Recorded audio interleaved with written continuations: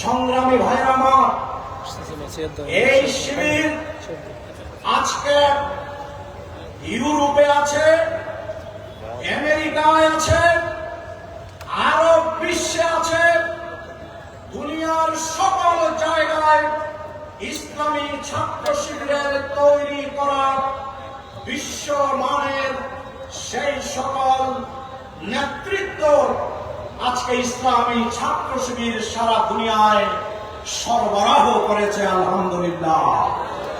আমরা আরো অনেক ছাত্র সংগঠন দেখতে পাই,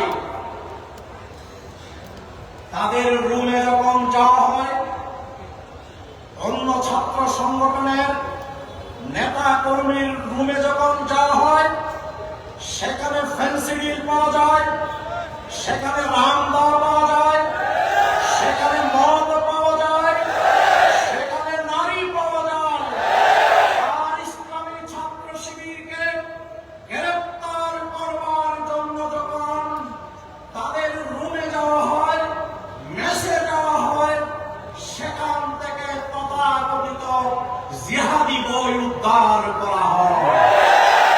সেখানে কোনো সিগারেট পাওয়া যায় না, সেখানে কোনো মদ পাওয়া যায় না, সেখানে কোরআন পাওয়া যায়, সেখানে হাদিস পাওয়া যায়, সেখানে ইসলামী সাহিত্য পাওয়া যায়। ঠিক কিনা বলেন?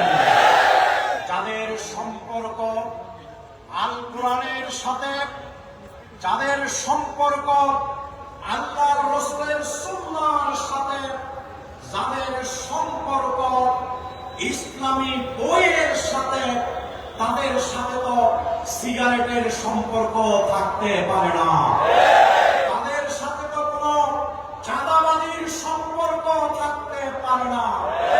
আজকে বিশেষ করে ছাত্রলীগ নামক যে সংগঠনকে আমরা দেখি, ফেসিবাদ বিদায় হওয়ার পর তাদের আস্তানাগুলো থেকে সেই দেশীয় অস্ত্র উদ্ধার করবার জন্য বড় বড় ট্রাক নিয়ে যে যাওয়া লেগেছিল, ট্রাক ভর্তি অস্ত্র তারা উদ্ধার করেছিল।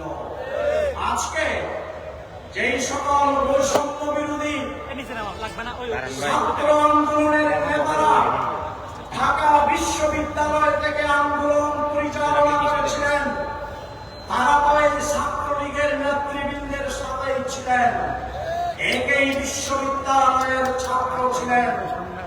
এই ফেসিবাদ মুক্ত হওয়ার পরে বৈষম্য বিরোধী ছাত্র আন্দোলনের গুরুত্বপূর্ণ সমন্বয়কদের মাঝে একাধিক ব্যক্তি ঘোষণা করেছেন, এই বাংলাদেশে কোন শিক্ষাঙ্গনে নাকি তারা আর ছাত্রলীগের রাজনীতি দেখতে চায় না।